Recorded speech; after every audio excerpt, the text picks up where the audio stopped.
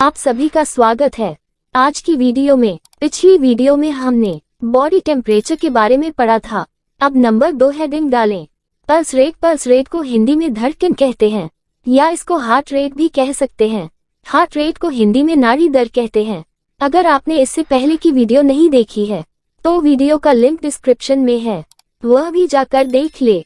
अब हम pulse rate में देखेंगे कि पल्स रेट क्या है। जैसा कि लिखा हुआ है पल्स रेट, पल्स यानी धड़कन।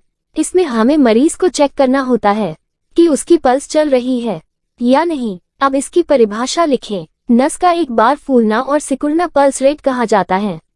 अब हम इसमें देखेंगे कि नस कितने प्रकार के होते हैं। जैसे हमने पिछली वीडियो में देखा था बुखार के प्रकार होते हैं, उसी तरह नस के भी 2 प्रकार होते हैं। Number 1 artery, number 2 when. अब हमें यह समझना जरूरी है कि इन दोनों नसों का क्या काम होता है। जैसा कि हमने देखा हमारे शरीर के 2 महत्वपूर्ण नस होते हैं। आर्टरी को हिंदी में धमनी कहते हैं, वेन नस को हिंदी में शिरा कहते हैं। अगर आप में से किसी भी व्यक्ति को शुगर, बीपी, ब्लड प्रेशर या हार्ट की परेशानी हो तो नीचे दिए गए नंबर पर कॉल करके वरदान आयुर्वेदिक पाउडर मंगवाए। यह 100% गारंटीड है। इसमें आपको पहले महीने में ही 99% रिजल्ट मिलता है। अब हमें ध्यान देना है कि आर्टरी नस और वेन नस का क्या काम है। आपने यह 10वीं और 12वीं में पढ़ा होगा शिरा और धमनी के बारे में। इसमें वेन का काम होता है खून को हृदय तक पहुंचाना और हृदय का काम होता है आर्टरी नस में खून को भेजना। इसमें आप ध्यान देना, वेन नस का काम होता है खून को हृदय तक लाना और हृदय का काम होता है आर्टरी नसों में खून को भेजना। इसमें आपको यह याद रखना है कि आर्टरी नस की रफ्तार 120 किलोमीटर प्रति सेकंड की रफ्तार होती है और वेन नस 80 किलोमीटर प्रति सेकंड की रफ्तार होती है। जरा आप सोचिए, इतनी रफ्तार तो हमारी गाड़ियों में भी नहीं होता है जितनी रफ्तार से हमारी नसों में खून दौड़ता है। 120 किलोमीटर प्रति घंटा की रफ्तार बहुत ही मायने रखती है। आप सोच रहे होंगे कि इतनी रफ्तार से हमारी नसों में खून दौड़ रहा है और हमें पता तक नहीं है। यह हमारे नसों की नॉर्मल रफ्तार होती है। अब इसमें लिखें पल्स हृदय की धड़कने का संकेत होता है। दूसरी लाइन में लिखें पल्स को 9 धमनियों से चेक कर सकते हैं। जैसा कि हमने देखा इसमें 9 धमनियों में चेक कर सकते हैं। अब आप सोच रहे होंगे कि सिरा से क्यों नहीं चेक कर सकते हैं। इसलिए नहीं चेक कर सकते हैं क्योंकि उसकी रफ्तार 80 किलोमीटर प्रति घंटा होती है। वह वापस आने की रफ्तार होती है। इस रफ्तार में नहीं पता चल पाता है, इसीलिए धमनियों से चेक किया जाता है।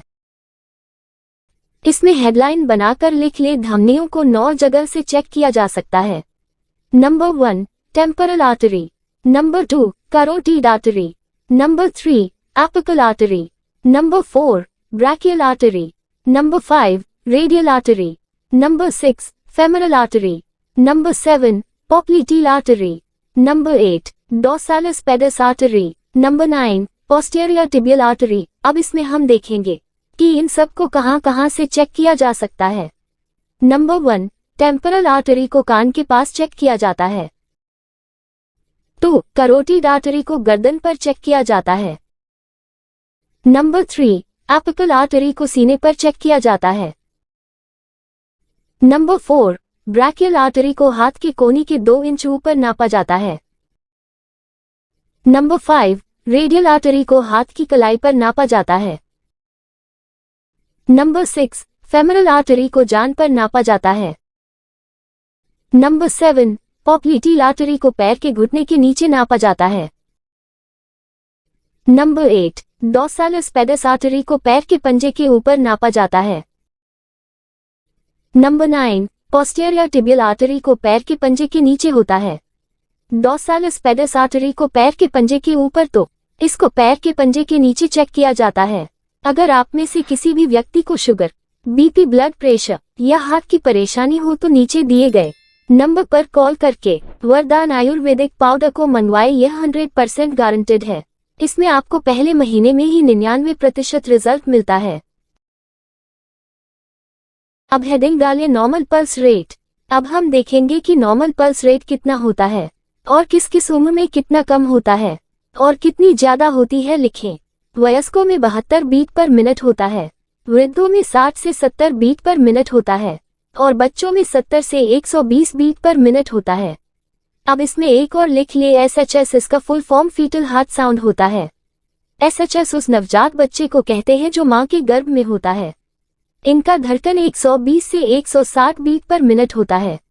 अगर इनका धड़कन 120 से कम होता है तो इन्हें तकलीफ है, अगर 160 से ज्यादा होता है तो भी कुछ न कुछ परेशानी होती है बच्चे को। अब आप सोच रहे होंगे कि वयस्कों में अलग है, बच्चों में अलग है, वृद्धों में अलग है। अलग इसलिए है क्योंकि बुजुर्गों का धड़कन 60 से 70 के बीच में आ जाता है उम्र बढ़ने के साथ।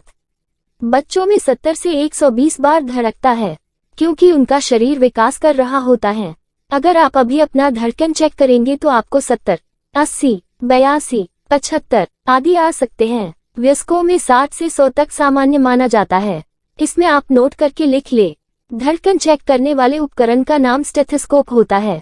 नोट में लिखें, यदि pulse rate 100 beat per minute से अधिक हो जाती है तो उसे टैक्कार्डिया कहेंगे। अगर pulse rate 60 beat per minute से कम हो जाती है तो उसे ब्राडिकार्डिया कहते हैं। यदि आप में से किसी भी व्यक्ति को शुगर, बीपी, ब्लड प्रेशर या हार्ट की परेशानी हो तो नीचे दिए गए नंबर पर कॉल करके वरदान आयुर्वेदिक पाउडर मंगवाए। यह 100% गारंटी है। इससे आपको पहले महीने में ही 99% रिजल्ट मिलता है।